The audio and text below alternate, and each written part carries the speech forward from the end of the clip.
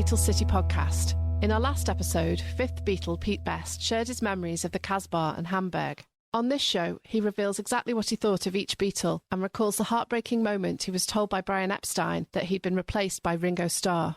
We're your hosts, Laura Davis and Ellen Kirwin. If you enjoy the podcast and want to help us grow and reach more Beatles fans, make sure you rate, review and subscribe to the Beatles City podcast.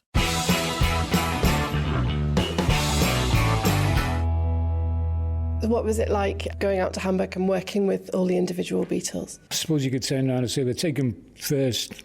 I'll name John Lennon simply because of the fact he was my favourite out the band. People, I suppose, look upon John, or at that time looked upon John as being a bit of a rebel, very sardonic, caustic-witted. Would tend to take the mickey out of people if the opportunity arose. It's part of his character, but I was fortunate to see in Germany because we used to spend a lot of time after the gigs, I was talking about it before, where we relaxed, and it was normally over a couple of beers. And I found that there was another side of John where he talked about his family, his girlfriend, and it was very much that John that I saw in those days is what the world saw John Lennon evolve to many, many years afterwards. So for me, you put the sardonic John and the John that I saw together, and that made John the complete man for me. Great musician and a great person. But you had to discover his inner soul. Paul was very much, and still is even to this day, mega P&R man, right? Sole purpose in life was to let everyone know what Beatles wanted to do, and it was a mission. And if it hadn't been for him, apart from the correspondence which you see lying all around the museum, my letters, response, it'd be very much a case of, people in Liverpool wouldn't have known about it. But Paul made a mission of making sure people in the right places knew about the Beatles, so that we got the utmost publicity we could in those days for a humble band that came out of Liverpool. Musicianship, creativity, absolutely fantastic, even at that early age. He'd sit on a piano and turn around and say, here's a little song I've written. And those little songs that he'd written became our first originals, which we put down on record. So again, a person very much PR orientated, musicianship, songwriting talent, goes without saying. George, the youngest in the band, and most probably the quietest. A lot of people turn around and say I was the quietest. I would turn around and say, I'd hedge my bets and turn around and say George was the quietest. Very much into his guitar playing. At that stage, you've got to remember when I first met him, he was 16, 17. Sole purpose at that time was to make himself the best guitarist in Liverpool. And that's what he did. He was forever coming back and turning around saying, I've just learnt this Chet Atkins piece. Just listen to me play the Carl Perkins solo off, Glad All Over. And, it was wonderful. I suppose out the trio, John and Paul became the songwriters that got all the acclaim. George was a great songwriter as well, and that blossomed forth in material which he released, as a solo career. And there were times very much when he was a little kid, in Hamburg and in Liverpool. You'd see evidence of that. You'd see him working away on a chord structure and a couple of words. And then when people came into the room, he'd put it away and he'd become the normal George, very much into his guitar playing. Songwriting, stage presence, amicability, yes, very much on the top rank. Stu Sutcliffe, smallest in the band but the biggest heart. Bass player, and I will always defend him for this. A lot of people have turned around and said, the same as I get chastised with, not being a good drummer. Stu has gone through a lot of criticism when he was alive and since his death, turning around and saying he was a bad bass player. He wasn't. Bass playing in those days was very simple. And it was easy for the drummer to lock into what he was playing. He played simple rock and roll bass, but what he played was good. The other side of Stu was this fantastic art. He was a brilliant artist. I was amazed sometimes I'd see him sitting in the club in the Kaiserkeller, and he'd take out a sketch pad, piece of charcoal, and he'd pick someone up from the audience and draw them, sketch them. And of course, the world later saw Stu's creativity, and his art collection toured the world. So to me, he was a musician who deserves more acclaim. And as regards his artistic virtues, they were up there with the topmost people. I admire him a great deal. It's really interesting that you've got things here that people won't have seen before, or they just won't have known about this whole chunk of Beatles history. What else have you got that our listeners won't have necessarily heard about? Well, basically, the floor we're on is 59 to 62, but the museum is from 59 to 1970, and the collection basically covers that period. So it's very authentic, very unique, original. They haven't seen the items before, because a lot of the items have been a private collection up to this point. There's only 300 items in the museum at this moment. There's actually over 1,500 in the collection, and it's basically from jewellery they wore, instruments they played, clothes they wore, posters, flyers, dolls, you name it, we've got it. And we're the first museum of our type, of our ilk, which is why our strapline, correctly so, is the world's most authentic Beatles museum. And that's exactly your personal collection that we're seeing, isn't it? Items that were given to me by my mother, items given to me by Pete, items from Pete, and then of course my father. I have a different father to Pete. My father became their roadie, went on to be their road manager, and then became the managing director of Apple Corp. So he was with them for this whole period, and of course there's items right through that whole period when my dad was saying, well, you may as well have that, you may as well have that, you can have that, take that, So it covers their whole journey. And you obviously consider yourself a Beatles fan. I think everyone's a Beatles fan in one way or another, even if they don't admit it to themselves. If they don't like the Beatles and they're not a Beatles fan, they'd most probably be horrified to find out that one of the bands that they really like have been influenced by the Beatles. I mean, from a heavy metal, you've got Ozzy Osbourne, he's Black Sabbath, a huge heavy metal star. He's a huge Beatles fan. Steve Tyler, he's a huge Beatles fan. Then you go to pop bands. It goes on. So even though they're not, playing in the style of the Beatles or sounding like the Beatles, they're most definitely influenced by them. Well, you obviously come at it from a completely different perspective to everybody else. So what's it like being Pete's younger brother? It's funny enough, I got asked this the other day, and because you're so close to the whole thing, with Pete, my mum, my dad, it was a real long time before the penny dropped. People would be saying to you, you're Pete's brother, or Mo started the Casbah, well, your dad was with the Beatles, etc., etc. And I didn't get it until like my late teens, because you're that close to it. It was your norm.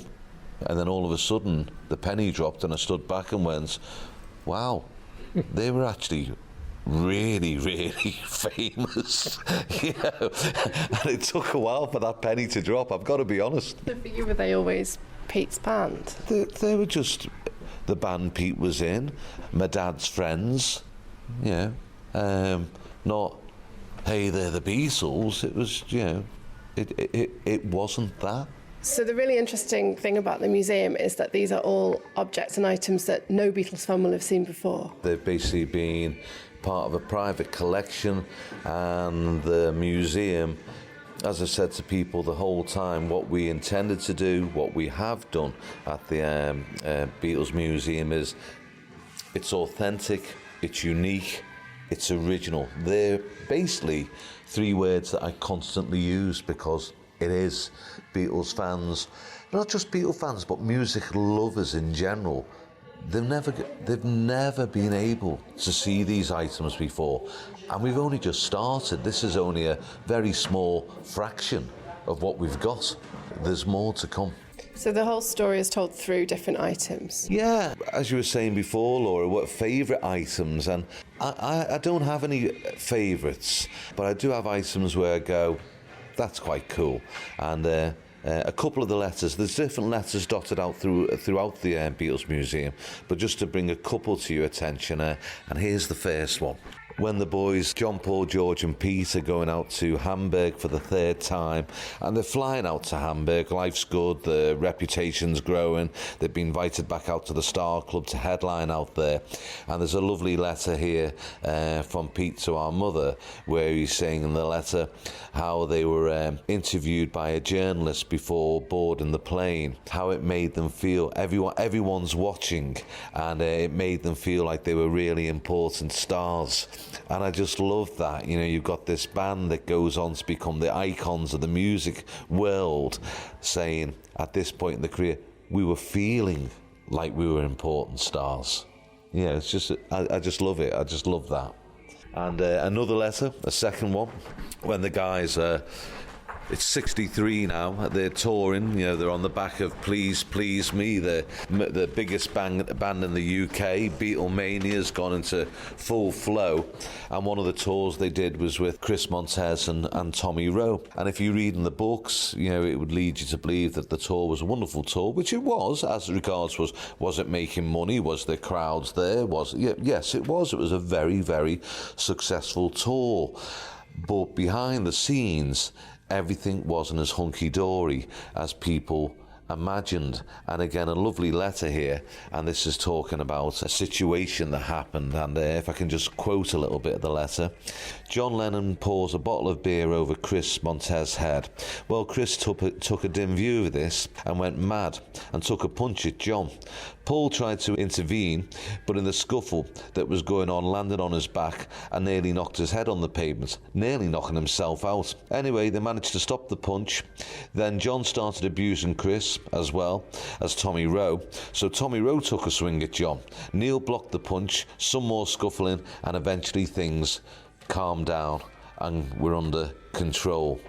And it's things like that that we do at the museum. It's like no one has had that insight to what was going on behind the scenes. You would think that on that tour, everyone's holding hands, skipping along into the sunset, being all happy, jolly hockey sticks, which wasn't the case at all. And then items, you know, obviously you've got to do a section of Beatles merchandise, the whole thing that exploded with that, which was pretty much, you know, everything, wasn't it? You know, it was stockings to tights to hats to scarves to postcards to bottles to talcum powder to stamp Beatles on it, and off it goes. And then again, you know, it goes right through. You know, the boys going out to America. We have John's American Bald Eagle. We have John's itinerary for the USA tour, gifts that were given to them along the way. Larry Kane, who went on the road with them from WFUN radio in the States. We have the gifts that Elvis gave them, this meeting that the Beatles did with Elvis Presley. Again, it never gets mentioned that Elvis gave them gifts at the end of that meeting, which he did. Lots of different items from Elvis that were given to them. Then, of course, there's acetates from the Hollywood Bowl show, the cello from Blue Jay Way. Hey, guys, it goes on. The medals John wore on Sgt. Pepper. You need to come and see it for yourselves. Had you been collecting all these things planning a museum? Oh, God, no, it wasn't done for that at all. A lot of the items, as I said, given to me over the years, and then I became a collector, one of the collections being a Beatles collection. So for over 30 years I was collecting items, and then it reached a point where my wife said, listen, you really do need to get this stuff out the house because it's starting to look like some weird shrine. And so it all went into a lockup, which became a bigger lockup, which became two lockups, which became 3 lockups, which then became 2 really large lockups. The idea was born about 17 years ago. The mission was finding a building, and I wanted the building to be on Matthew Street. You know, if you're going to do it, it's got to be on Matthew Street. It's the hub of Beatledom, I suppose. It's definitely where the hub of our Liverpool's tourist industry heads for. But finding a building on Matthew Street, that became the problem. And it took 10 years, got close 3 times, and lost buildings on 3 different occasions for 3 different reasons, and then gave up. and then was walking across a car park, looking all forlorn, and bumped into a friend of mine, Patrick Gannon, and Paddy said, in true Scouse fashion, he said, "What's wrong with your face?" And I said to him, I've just had to let go of a dream, Pad. He said, "Why, what's the dream?" And I told him. He said, "Why aren't you doing it?" I said, "You just can't get a building on Matthew Street." I said, I just can't do it to myself anymore. And Paddy went, "I've just been offered a building on Matthew Street." I said, "When?" He said, 30 minutes ago. I said, "Who else knows about it?" He said, "Well, no one." He said, "It's a phone call to me 30 minutes ago." I said, "Are you buying it?" To which he said, "I don't know. Are we?" Wow, that's what you want to hear. So that partnership came about. He phoned the gentleman there and then. We had a meeting with them the following day, shook hands on the deal, and while we were shaking hands, the gentleman concerned said, "I've only one stipulation." He said, "You're shaking my hand." He said, "I believe a hand shakes your bond." He said, "Only one stipulation." He said, "We've agreed a price." He said, "You don't back out of this deal. You don't let me down." I said, "Okay." I said, "Well, I won't be backing out." So I said, "But while we're making stipulations," I said, "I have one for you." He said, "Go on." I said, "My stipulation is that you don't tell anybody that this building is up for sale until we've completed, we've signed on the dotted line, and the transaction's taken place." And he went, "Okay, fine."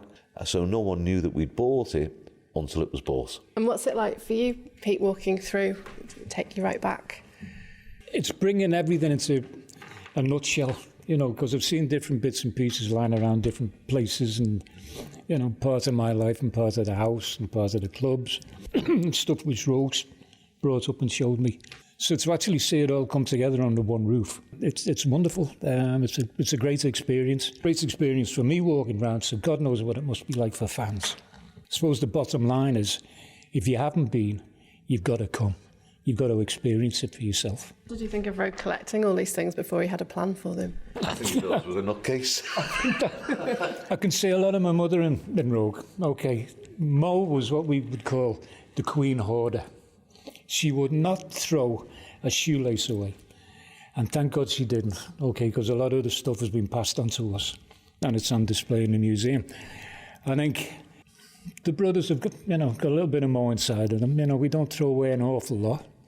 And consequently, when we put it all together, I think we were both surprised at what we were sitting on, weren't we? Yeah, and to be honest with you, the lockups are, you wouldn't believe it, but the lockups are such a mess. And I was at the lockup about 2-3 weeks ago, and I'm just looking around, I'm going, where's the magical mystery tour stuff, and moving this and moving that and moving that. I find this the bowler hat. Now that's either Mal or John's bowler hat. Whose hat is that? Is it Mal or John's? And my wife was with me and she said, "Well, put it on." And I put it on, and this bowler hat literally dropped to like practically underneath my chin, and I went, "It's Mal's." That's not on display yet, but it will be. It is all catalogued, believe it or not. But is it in an orderly fashion? No. So the museum's made me start to get it into an orderly fashion. What are your plans for the future with the museum? To keep expanding, keep making the experience a better experience. You're looking around, guys, at what we've got, and strange enough, I was talking about this morning, and what the Magical Beatle Museum has to offer at this moment, I believe, is really stunning. But for me personally, I look at this and go, this is really just the template of what we intend to do. Every time I'm looking at these walls, I'm going, we need to put such and such there, that needs to come out, that'll have to go there, that needs to be moved there to make space for that. I really want it to be for a Beatles fan or a music lover that you could spend an hour on each floor and still not see everything. That's what I'd like to head for. Of all the places that you played around Merseyside, did you have favourites? Well, venues, Casbah for me, of course, was special because of, the history that went there. I'd say it'd be a toss-up between Little Town Hall and the Cavern. We spent, I suppose, 2 different circuits, 2 different types of clubs. Well, you couldn't say now that Little Town Hall was a club. That was playing on a stage, in a basically church hall, town hall. And the Cavern was the Cavern. it had its own atmosphere. But most probably those three, as venues in Liverpool, stand out the most. They were my favourites. What was it like on the Cavern stage? Different. Music used to boom round, which was a little bit getting used to. It had its own, I suppose you could turn around and say, persona, The smell and the sweat and the disinfectant. You could always tell if people had been to the Cavern or played at the Cavern. They either came out with Cavern dandruff, as we called it, which was paint off the ceilings, or they smelled of disinfectant, because of the disinfectant they used to put down on the floors and to clean the toilets with. But it was it was rock and roll. And you couldn't get a drink there in those days? No, nothing was licensed in those days. Casbah wasn't licensed. Little and Town Hall wasn't licensed. So it was Coca-Cola and tea and coffee and buns and all that kind of stuff. You thought this was just going to keep on going and you were going to keep playing with the Beatles. Had you thought about the future? No, we were taking it day by day. I was anyway. We had this pipe dream that we wanted to be rock stars. And I suppose our pipe dream was that basically we wanted to have a record company, record that went into the top of the charts in England. And of course, what emanated after that, no one in their wildest dreams would have ever envisaged that. But our sights were set on getting a record out and it going to the top of the English hit parade. That was what we wanted to achieve. And of course, we had the war cry which went with it. Many times you'd hear that rallying on stage. John would turn around and say, "Where are we going, guys?" And we go to the toppermost, to the bottommost. That was the war cry. And that's what we strived to achieve. We did. We got a record contract, initially with Polydor. And then, of course, Epstein came along, became our manager. Do you remember him visiting? There's that sort of famous story about him walking down Matthew Street and going in the Cavern to listen to the Beatles. We never actually saw him. Well, I didn't personally, but we were told that he had been in the Cavern. It emanated from a young guy called Brian Jones going into the record shop, which is the old story about, my Bonnie, Tony Sheridan and the Beatles, and it was the Beat Brothers and all that kind of stuff. And as a result of that, he basically turned around and said, "You got to go and see the Beatles. They're only playing at the Cavern down the road." Well, that's the history of valves. Brian has allegedly went, as a result of that interview, down to the Cavern, saw these guys on stage and fell in love with us, right? And left a message with Bob Wooler, turning around and saying he wanted to see us, in his office that afternoon, if it was possible, as he had some business to talk with us.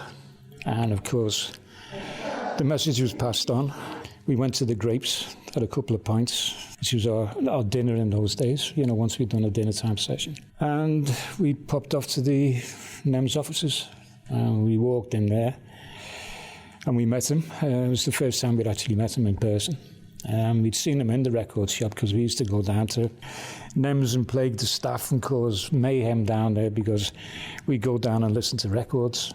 New releases, and of course the girls had suddenly realised that the Beatles were in town and they were in the record stop, and down there playing, so there'd be more staff, listening to us, listening to music that used to be working, which Brian wasn't too happy about because he basically found out, as we found out afterward, he used to curse us.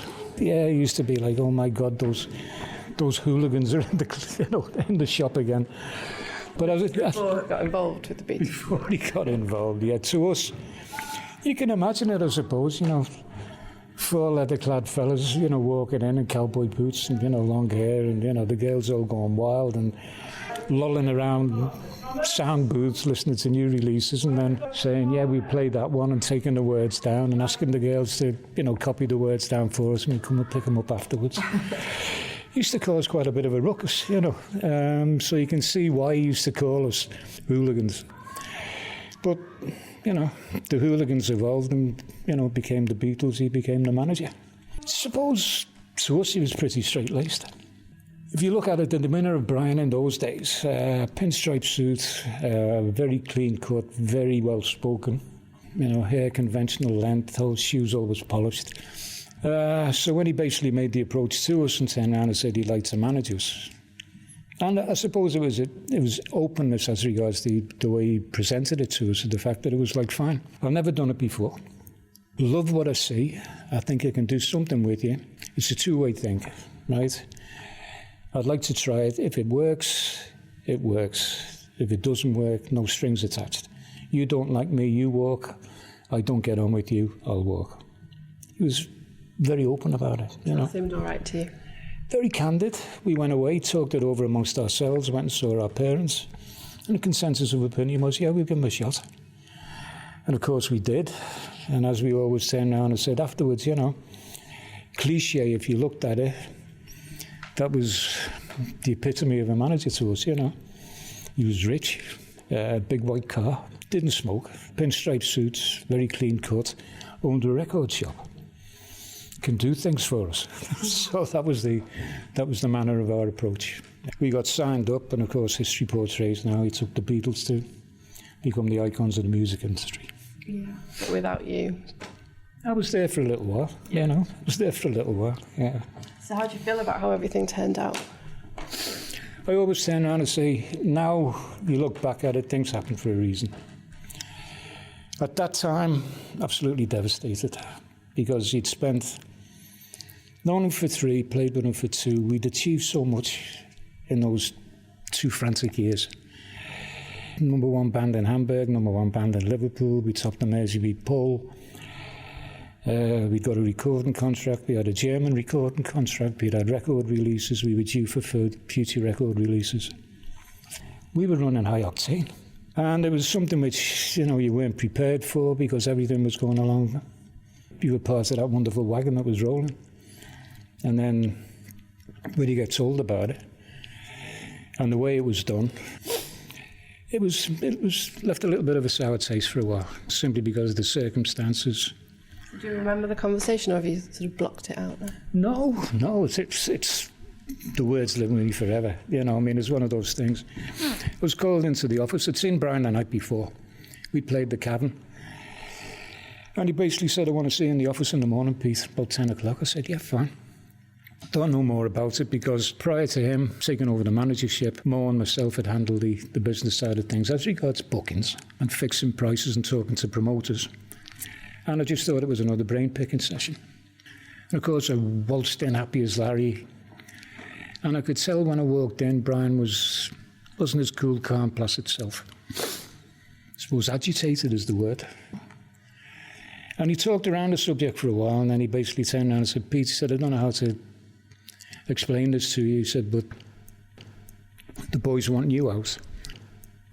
And it's already been arranged that Ringo will join the band on Saturday.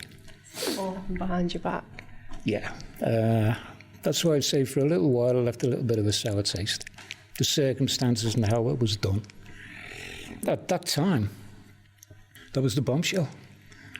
I turned around and said, you know, what was the reason for it? They said, well, they feel he's a better drummer. Never held up water that because a lot of people in Liverpool alleged that I was the best drummer at that time.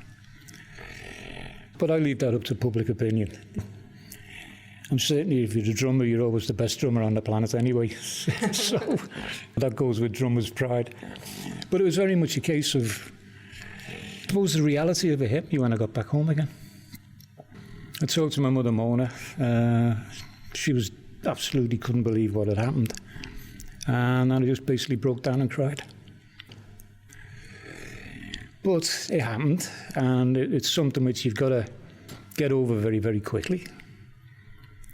And within a short space of time, I adopted the philosophy that it's not about yesterday, it's about today and tomorrow. And my karma, which I'm a big believer in karma, at that time it didn't make sense. Now when you look back, the life I've led and the things I've achieved and the family life I lead and the Beatles Museum, fine, I'm a happy guy. Would you have wanted that level of fame? It seems like it comes with its own problems. I've always turned around and said it would have been nice to have sampled it and make a decision for yourself. I never had that position, but other things in life have gratified me for that. So the fact I never sampled it, I sampled fame, quite a degree of fame. Not the icons of the music industry, but enough to keep me happy. You seem very philosophical about it all. I think I've always been a philosophical guy. Runs in the family. You know, we've been through so much as a family, as individual members. So philosophy and karma are strong points. And could you bring yourself to go and see them perform? If they ever got together again. I mean, not that that ever happened, because, Back then, did you go and see them, or were you just like... I never purposely went. I played on the same bill as them 4 times. I joined a band called Lee Curtis and the All Stars. We were second support to them. And basically, we were coming off stage, they were going on stage. Nothing was mentioned. We passed like ships in the night, and it's been that way ever since. And how do you feel about it? This has happened to your big brother. Are you angrier about it than Pete is? Or? No, my view on it is, if you said to people, hey, this is the biggest rock and roll band in the world, they are a music phenomenon, and you can have 2 years to be part of that, or would you prefer not to? I think 9 out of 10 people would say, I'll have 2 years of that, thank you very much. And Pete had 2 years of that. And there's only 6 people that can call themselves Beatles. And I always say this to people when they talk about 5th Beatles and 6th Beatles and this Beatle and that Beatle. And my view on it, whether it's shared, not shared, neither here or there really, it's just my view, my opinion. There was only 6 Beatles. And that is based on there was only 6 guys that were actually a member of that band and were referred to as members of the Beatles. And that was John, Paul, George, Stuart, Pete and Ringo. That's it. 6 guys in the world that were Beatles. That's why we've got them outside the building. So you see this museum as about the Beatles in its entirety. The whole journey, 59 to 70, and anyone who was a member of that band. And then we also go into the people that were in the inner circle, the people that helped them along the way. Mo, Alan Williams, Brian Epstein, George Martin, and the list goes on.